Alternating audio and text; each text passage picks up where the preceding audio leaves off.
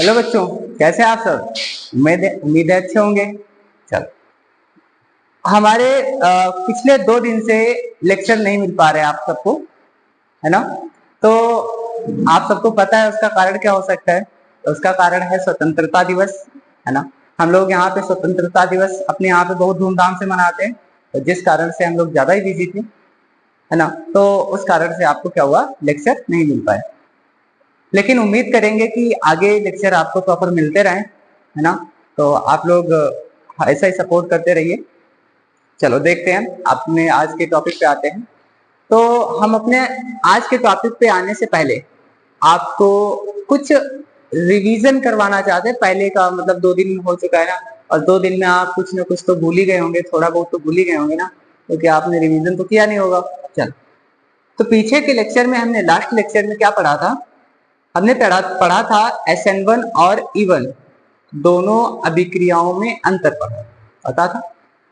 2 ही 3 चीजें थी, बाकी सारी चीजें तो कॉमन थी। वही कॉमन हेलोजन दोनों में निकाला जा रहा था ना।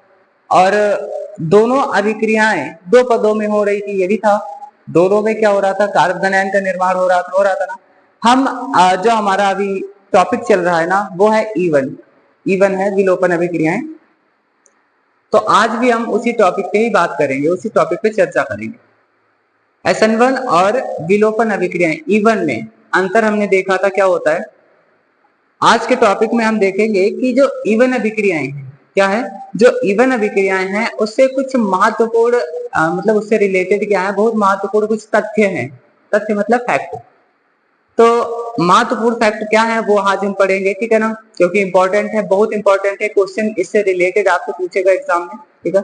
तो सही ढंग से समझेंगे, है ना, पूरी क्लास को सही ढंग से लेंगे। चलो आज का हम जो लेक्चर है वो स्टार्ट करेंगे। देखते हैं हमारा आज का लेक्चर जो है क्या है। हमने बताया क्या आज पढ़ेंगे, हम पढ़ेंगे विलोपन अभिक्रिया से संबंधित कुछ महत्वपूर्ण तथ्य। क्या पढ़ेंगे, विलोपन अभिक्रिया से संबंधित कुछ महत्वपूर्ण तथ्य मतलब फैक्ट। देखिए यहाँ पे विलोपन अभिक्रिया से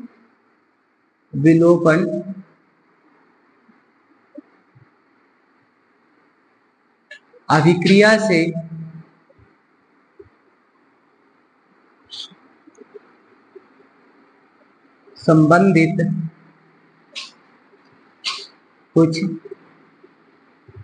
कुछ महत्वपूर्ण तथ्य मतलब फैक्ट।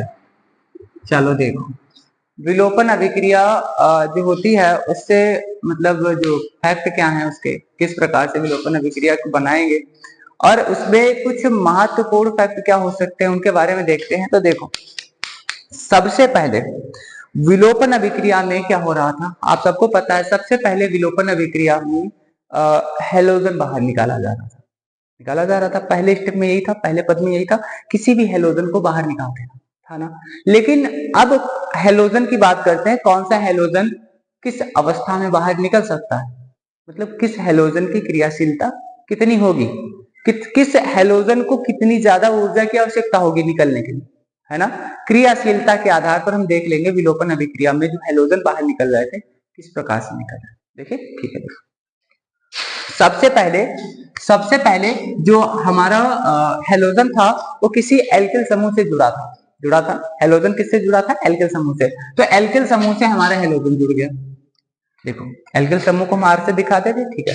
एल्किल समूह से हमारा हेलोजन जुड़ेगा। सबसे पहला हेलोजन क्या होगा, हम यहाँ पे बात कर रहे हैं किसकी, एल्किल समूह से हेलोजन जोड़ने की, ठीक है ना। किससे, एल्किल समूह से हेलोजन को जोड़ने की। तो सबसे पहला हेलोजन फ्लोरीन, फिर क्लोरीन आएगा, फिर ब्रोमीन आएगा और लास्ट में आयोडीन आएगा ना। तो एल्किल समूह से हम क्या जोड़ेंगे, सबसे पहले फ्लोरीन को, इसकी क्रियाशीलता देखेंगे। फिर एल्किल समूह से हम किसको जोड़ेंगे, क्लोरीन को। उसके बाद एल्किल समूह को किससे जोड़ेंगे, ब्रोमीन से। एल्किल समूह को किससे जोड़ेंगे, हम ब्रोमीन से जोड़ेंगे। फिर एल्किल समूह को किससे जोड़ेंगे, आयोडीन से जोड़ेंगे।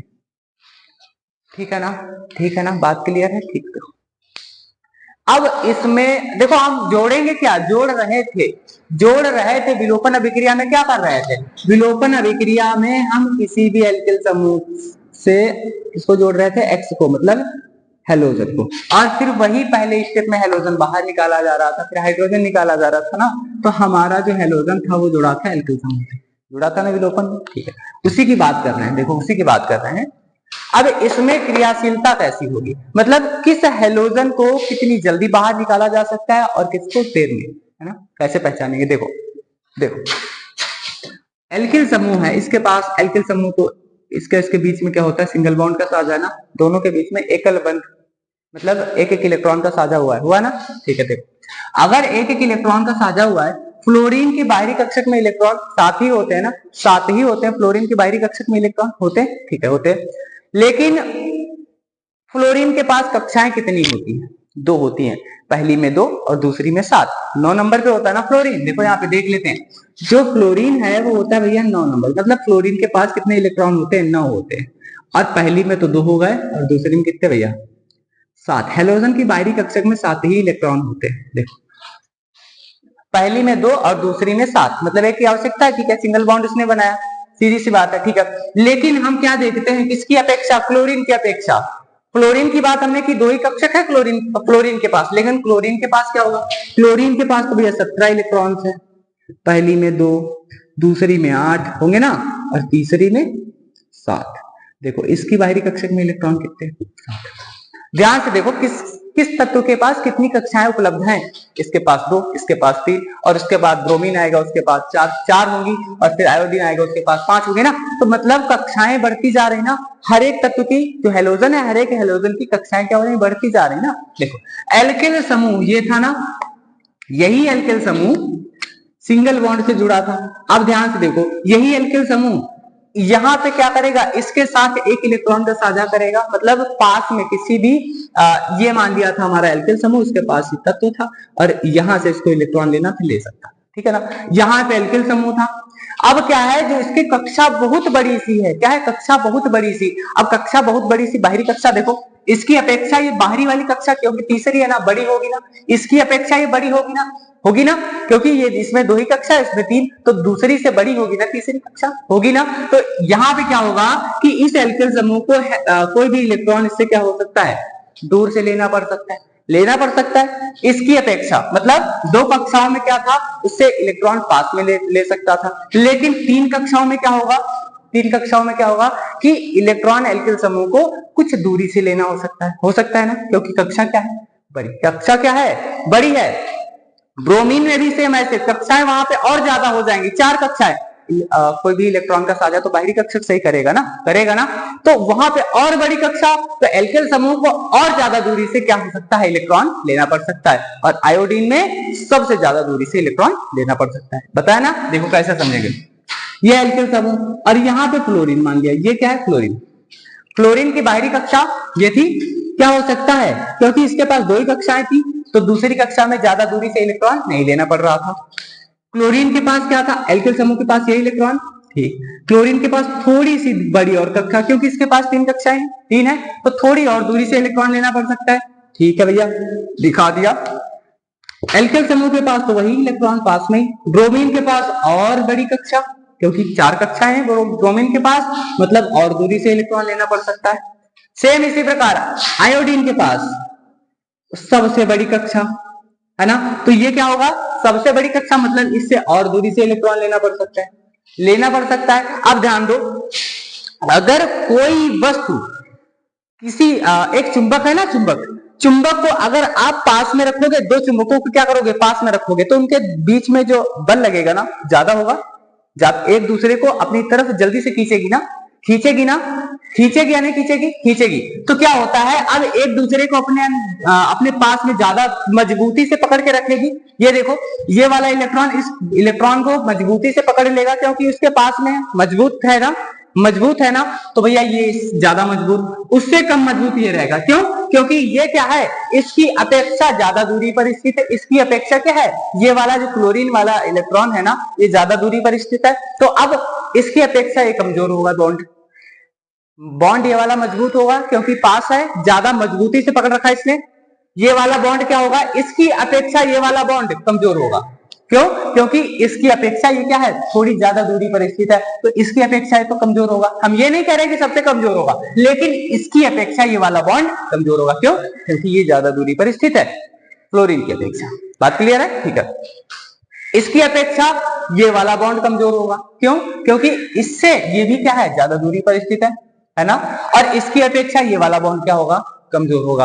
अब ध्यान से समझो, ध्यान से समझो, हमने विलोपन अभिक्रिया में क्या बताया था, कोई भी हैलोजन टूटकर बाहर जाता है, कोई भी हैलोजन टूटकर बाहर जाता है, और क्रिया कौन जल्दी करेगा, जो सबसे कम, मतलब जिसके बीच में सबसे कम बल लगेगा, जिसमें जो हैलोजन या फिर जिन इलेक्ट्रॉनों के बीच में क्या होगा, जो इलेक्ट्रॉन या फिर जो तत्व जल्दी टूट जाएगा, जो पहले टूटेगा वो जल्दी बाहर निकल जाएगा, होगा ना। और जिसके बीच में कम बल लगेगा वही तो टूटेगा। जो मजबूती से जुड़ा है वो तो जल्दी टूटेगा नहीं। जो कमजोर, जिसके बीच में बॉन्ड मतलब जो लगा है, वो अगर बॉन्ड कमजोर है तो जल्दी टूटेगा ना। बॉन्ड क्या होगा, कमजोर होगा तो टूटेगा जल्दी, होगा ना। अगर बॉन्ड मजबूत है तो क्या होगा, जल्दी से नहीं टूटेगा ना। ध्यान से समझो, बॉन्ड किसके बीच में मजबूत होगा, बॉन्ड किसके बीच में, चारों में से बॉन्ड किसके बीच में मजबूत होगा, सबसे मजबूत होगा फ्लोरीन के बीच में, क्योंकि पास पास में है और ये एक दूसरे को मजबूती से पकड़ रखे हैं इन्होंने, किया ना। और फिर क्लोरीन के पास मजबूत होगा, इससे कम इसके पास, इससे कम इसके पास, और इससे कम इसके पास। और हम यहाँ पे बात काहे की कर रहे हैं भैया, हम यहाँ पे बात कर रहे हैं क्रियाशीलता की, इसकी क्रियाशीलता की बात कर रहे हैं। ध्यान से समझो, अगर क्रियाशीलता की हम बात कर रहे हैं तो इन चारों में से जो विलोपन अभिक्रिया थी RXM, या फिर इसको ऐसे दिखाते थे CH3 CHX और यहाँ पे CH2 और H, ऐसे दिखाते थे ना। इसी को हम क्या करते थे, इसी में से हेलोजन को तोड़ते थे, बाहर निकालते थे ना। अब इसमें क्या होगा, ये हेलोजन मान लिया यहाँ पे क्या हो गया, यहाँ पे हो गया क्लोरीन हो गया, और दूसरी हम एक और लेते हैं यहाँ पे, मान लिया सेम, इसी प्रकार से सेम ले लेते हैं, यहाँ पे ले लिया फ्लोरीन। अब बताओ दोनों में से सबसे जल्दी कौन टूटेगा, देखो इस कार्बन से क्लोरीन तो लगा है, लेकिन क्या है, इनके बीच में मजबूत बॉन्ड होगा, किसकी अपेक्षा, नहीं, उल्टा बताया ना। देखो फ्लोरीन जो है उसके पास में, एल्किल समूह के पास में मजबूती से जुड़ेगा, क्योंकि पास वाला इलेक्ट्रॉन, बाहरी कक्षा क्या है, कम है, और बाहरी कक्षा कम है तो मतलब पास है, मजबूती से जुड़े रहेंगे ना। लेकिन क्लोरीन क्या होगा, क्लोरीन की अपेक्षा क्लोरीन क्या है, अधिक दूरी पर, और अधिक दूरी पर है तो क्या हो सकता है, कि वो फ्लोरीन की अपेक्षा कम मजबूत है ना। तो दोनों में से कौन पहले टूटेगा, दोनों में से टूटेगा क्लोरीन पहले, है ना। तो अब दोनों में से क्रियाशीलता किसकी ज्यादा होगी, जल्दी कौन बाहर निकलेगा, क्रिया सबसे पहले कौन करेगा दोनों में से, तो क्लोरीन करेगा। कौन करेगा, क्लोरीन की अपेक्षा क्लोरीन क्या करेगा, जल्दी से क्रिया करेगा। ध्यान से समझो। अब अगर हमने क्रियाशीलता की बात की ना, तो इनमें से सबसे पहले क्रिया कौन करेगा, सबसे पहले टूटकर बाहर कौन जाएगा, सबसे पहले टूटकर बाहर जाएगा आयोडीन। कौन जाएगा, आयोडीन जाएगा।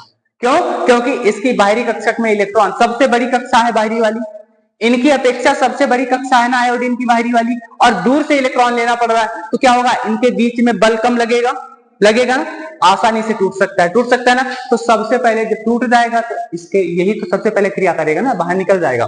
तो सबसे ज्यादा क्रियाशीलता किसकी होगी, आयोडीन की। विलोपन में सबसे ज्यादा, सबसे मजबूत, सबसे पहले क्रिया कौन करेगा, आयोडीन करेगा। बात क्लियर है, ठीक है, तो ठीक है। अब ब्रोमीन की अपेक्षा हमने आयोडीन की बात की ना, अब क्लोरीन की अपेक्षा ब्रोमीन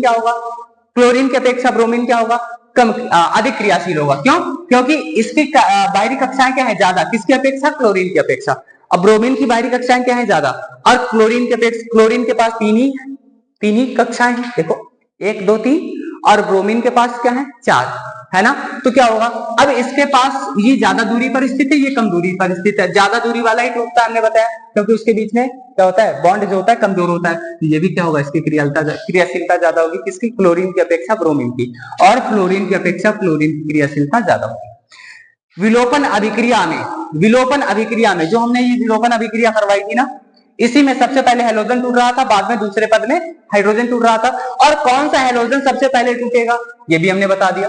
कौन सा हेलोजन सबसे पहले टूटेगा, तो सबसे पहले टूटेगा आयोडीन, फिर टूटेगा ब्रोमीन, और फिर क्लोरीन, और सबसे जो मजबूत होता है कौन होता है? फ्लोरीन, है ना। क्रियाशीलता, विलोपन में क्रियाशीलता की बात करें तो क्या रखोगे आप, क्या याद रखोगे? तो सबसे पहले टूटता है आयोडीन, फिर टूट सकता है ब्रोमीन, फिर क्लोरीन और फिर फ्लोरीन। बात समझ आई क्रियाशीलता की? ठीक है, इसको नोट कर लो, अगर बात समझ आए इसको नोट करो और फिर बताते हैं। देखो देखो यहां तक बात क्लियर है। एक चीज और देखो, क्या है जो फ्लोरीन है, फ्लोरीन इसके बीच में क्या है? मजबूत बंध, और फ्लोरीन की अपेक्षा इसके बीच में कमजोर, इसके बीच में और कमजोर, इसके बीच में सबसे कमजोर। तो आयोडीन क्या है? सबसे कमजोर बंध बनाता है। क्या होता है? आयोडीन का सबसे कमजोर बंध है, लेकिन फ्लोरीन का सबसे मजबूत बंध है। तो यहाँ क्रियाशीलता तो पता होगा क्या होती है, तो यहाँ पे लिख देते हैं। ये क्या है? सबसे मजबूत बंध है। कैसा? मजबूत बंध है। और ये क्या है? आयोडीन वाला, ये है सबसे कमजोर बंध। कैसा है? कमजोर बंध है, कमजोर बंध। लेकिन दोनों में अंतर क्या है? अगर मजबूत है तो निकलना मुश्किल है, अगर मजबूत है तो क्या होगा? आसानी से नहीं निकलेगा, क्योंकि ज्यादा ऊर्जा देनी पड़ेगी तभी टूटेगा ना। तो क्या होगा? इसमें क्या लिख सकते हैं? इसका निकलना बहुत मुश्किल है ना। किसका? ये वाला जो बॉन्ड है RF का, एल्किल समूह फ्लोरीन के साथ अगर जुड़ा है तो उसका निकलना बहुत मुश्किल है, क्योंकि क्या है? मजबूत है, मजबूती के साथ जुड़ा है ना। और ये क्या है? अगर ये इसके बीच में कमजोर बॉन्ड है तो क्या होगा? आराम से निकल जाएगा। कैसे? आसानी से निकल जाएगा, आसानी से निकलेगा। निकलेगा ना भैया? ठीक है, निकलेगा। ठीक, अगर निकल जाएगा, अगर आसानी के साथ निकल जाएगा तो तुमको भी समझ आएगा ना। ठीक, कोई बात नहीं, ये हुआ। ठीक है, आगे देखो क्या है। ये तो पहला तथ्य हो गया। दूसरा तथ्य क्या होगा? दूसरा तथ्य भी देख लो। पहला तथ्य क्या हुआ कि जो इसकी क्रियाशीलता है, विलोपन अभिक्रिया में जो भी क्रियाशीलताएं हैं हेलोजन की, वो किस प्रकार से होगी? सबसे ज्यादा मजबूत क्या होगा? फ्लोरीन, फिर क्लोरीन, फिर ब्रोमीन और फिर आयोडीन। मतलब आयोडीन सबसे कमजोर बॉन्ड बनाएगा तो आसानी से निकल सकता है, लेकिन फ्लोरीन क्या सबसे मजबूत बॉन्ड बनाएगा तो आसानी से निकल नहीं सकता। ये पहला तथ्य, पहला फैक्ट हो गया। दूसरा फैक्ट क्या होगा? दूसरा फैक्ट क्या होगा? दूसरा फैक्ट हमने आपको कई बार बताया है। क्या बताया? जो इवन की अभिक्रियाएं हैं, जो इवन की अभिक्रियाएं हैं, तो इवन की अभिक्रियाओं में ताप कैसा होता है? कितना, कैसा ताप देना होता है इवन में? SN1 और इवन में हमने बताया था ताप देने की आवश्यकता होती है ना, ऊर्जा देने की आवश्यकता होती है ना। लेकिन इवन में किस प्रकार की ऊर्जा देनी हो रही थी? कितना ताप देना हो रहा था? कम या ज्यादा? कम या ज्यादा? हमने बताया था SN1 में क्या हो रहा था? न्यूक्लियोफिलिक अपने आप से जुड़ रहा था, तो कम ताप की आवश्यकता हो रही थी। लेकिन इवन में, विलोपन में क्या हो रहा था? हेलोजन बाहर जा रहा था, लेकिन हाइड्रोजन को भी तोड़ के बाहर निकालना पड़ रहा था, अधिक तापमान की आवश्यकता हो रही थी। किसकी? क्या लिखेंगे? इवन में अधिक तापमान की आवश्यकता होती है ना। इवन में कैसी होती है? आवश्यकता होती है। इवन में कैसी होती है? इवन में ज्यादा ताप देने की आवश्यकता होती है, और SN1 में कम ताप की आवश्यकता होती है। बताया था, बहुत बार बताया, ये इंपॉर्टेंट पॉइंट है। ठीक है, तो दोनों तथ्य समझ आए, दोनों तथ्य समझ आए। अच्छा, एक क्वेश्चन कर लेता है आपसे, एग्जाम में क्वेश्चन करता है। क्या करता है? इवन अभिक्रियाओं में क्या होता है? इवन अभिक्रियाओं के लिए हमेशा दुर्बल क्षार ही क्यों लिया जाता है? आपके दिमाग में कभी आया क्वेश्चन ऐसा?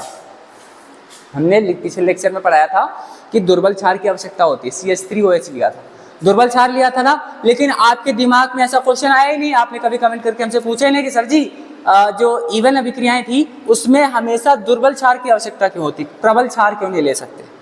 ऐसा क्वेश्चन नहीं किया ना। क्या करो, ऐसे क्वेश्चन करोगे तभी क्या होगा, आप, हमें लगेगा ना पढ़ रहे हो सही ढंग से, तभी आप गर्दा उड़ाओगे, तब तक नहीं कर पाओगे। इसको मिटाएं। देखो क्वेश्चन कैसे करता है, क्वेश्चन कैसे करता है एग्जाम में, वो भी देख लो।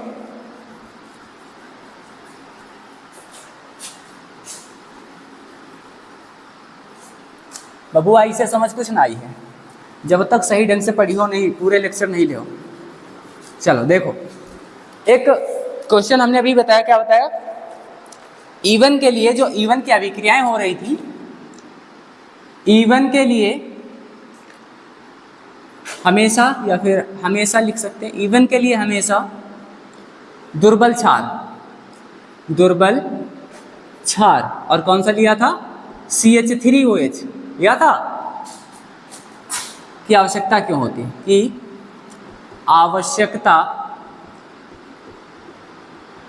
हमेशा CH3OH ही दुर्बल क्षार नहीं होता, और भी होते हैं। आवश्यकता क्यों होती है?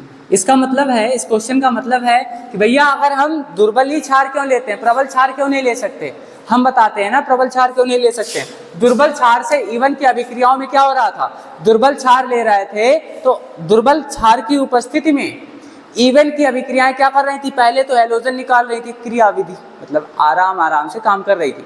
सबसे पहले हैलोजन को निकाल रही थी, फिर उसके बाद दूसरे पद में जाकर हाइड्रोजन को बाहर कर रही थी ना।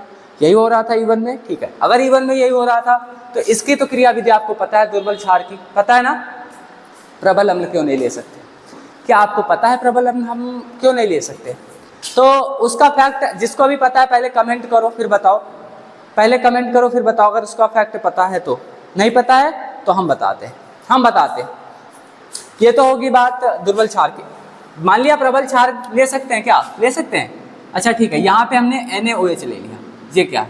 NaOH भी क्षार है, लेकिन कैसा है? ये क्षार है प्रबल। कैसा क्षार है? प्रबल क्षार। NaOH क्या है? प्रबल क्षार। हम इसको काहे नहीं ले सकते? हम दुर्बल क्षार ही क्यों ले सकते हैं, प्रबल क्षार क्यों नहीं ले सकते? नहीं पता, हम बताते थे। जो दुर्बल क्षार है बहुत सीधा साधा, वो कहता है भैया हमको अपने काम से मतलब है। हम क्या करते हैं? अपना काम करते हैं। मतलब अगर हमें बता दिया गया कि स्कूल से सीधा घर जाना है या घर से सीधा हमें कोचिंग आना है ना, तो हमें वहीं जाना है। दुर्बल क्षार का मतलब है कि भैया जो हमें काम बताया गया हम वही करेंगे। दुर्बल क्षार का मतलब क्या है? कि जो हमें काम बताया हम वही करेंगे। और दुर्बल क्षार को बताया गया था कि सबसे पहले हैलोजन को बाहर निकाल दो और फिर क्या करो? फिर हाइड्रोजन को बाहर निकाल दो। दुर्बल क्षार को ये बताया गया और दुर्बल क्षार वही काम करता है ना। लेकिन प्रबल क्षार जो है, प्रबल क्षार बताएं आपको, प्रबल क्षार कौन है? प्रबल क्षार है शादी में आए फूफा जी। क्या है? शादी में आए फूफा जी। वो क्या करते हैं? कहते हैं कि भैया शादी कल थी, उसको आज क्यों नहीं रखवाई तुमने? उनको जल्दी रहती है हमेशा। फूफा जी को क्या रहता है? फूफा जी को हमेशा जल्दी रहती है कि 4 दिन के बाद वाली डेट क्यों आपने रखवाई, आज वाली क्यों नहीं रखवाई, 4 दिन पहले वाली काहे नहीं रखवाई, है ना। ये हमेशा रूठते रहते हैं। हमेशा क्या होते रहते हैं? रूठते रहते हैं, है ना। शादी में आए फूफा जी, आपके घर पे कभी रूठे हैं क्या? चलो अगर रूठे हैं तो बताना कमेंट में।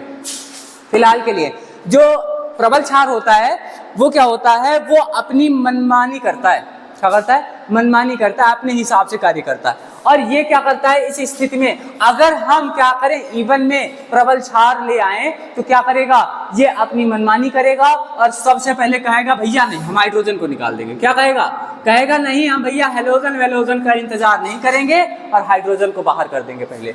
और लेकिन अगर हाइड्रोजन को बाहर हो, यहाँ पे हाइड्रोजन बाहर हो जाएगा तो ये क्या होगा? ईवन की जो क्रियाविधि थी ना उसके खिलाफ होगा ना।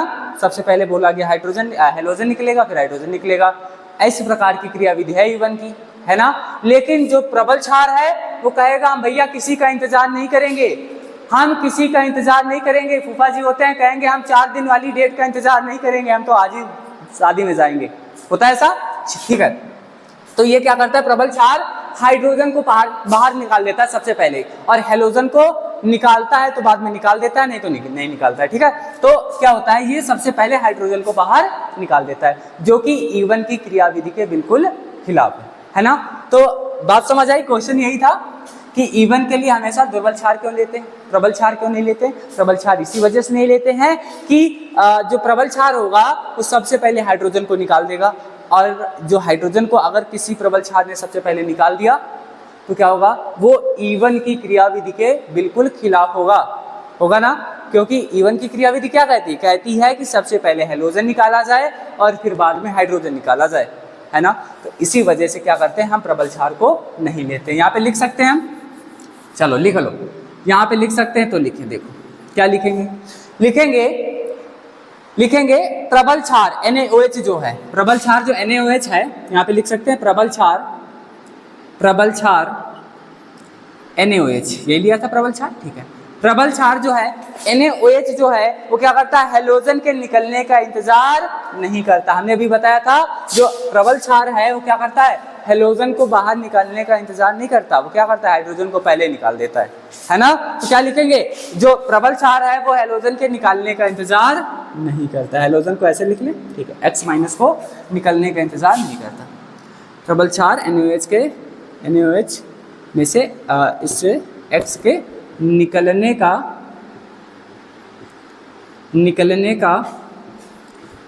इंतजार नहीं करता, है ना।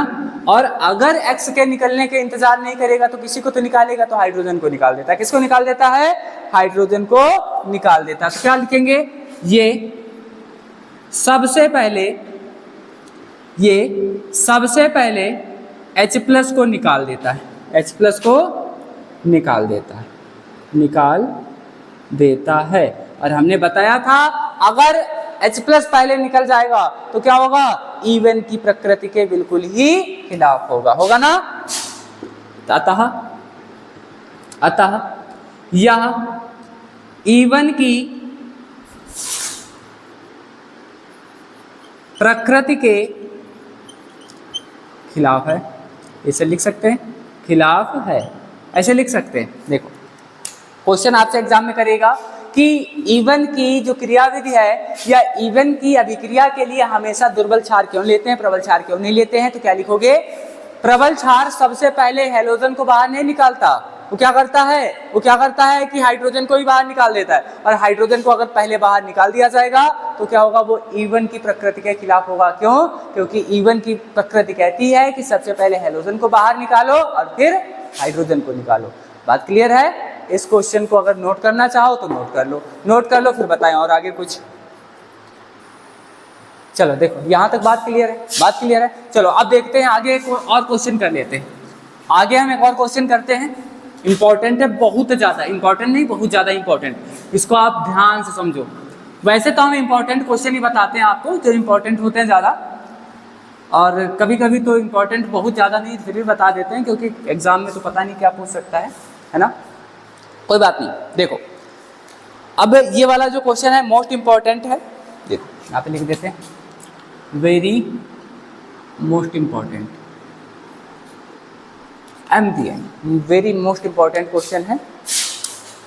अगर हम अल्कोहल की बात करें, यही जो हम मतलब एल्किल समूह ले रहे थे हैलोजन का, RX का ले रहे थे।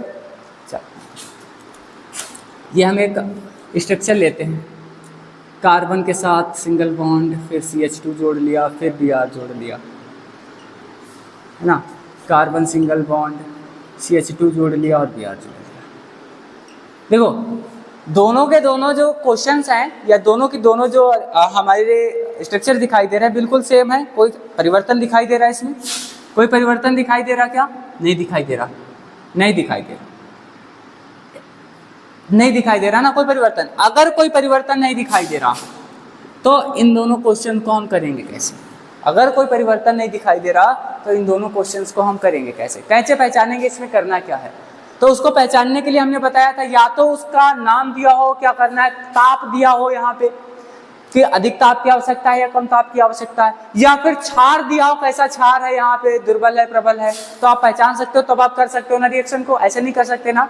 ठीक है, देखते हैं। एक ही चीज लेते हैं यहाँ पे, जो हम उपस्थिति लेंगे वो एक ही पदार्थ की लेंगे, दोनों में। कैसे, KOH की ही उपस्थिति लेंगे। किसकी, KOH की। ये अभिक्रिया KOH की उपस्थिति में हो रही, पोटेशियम हाइड्रोक्साइड की।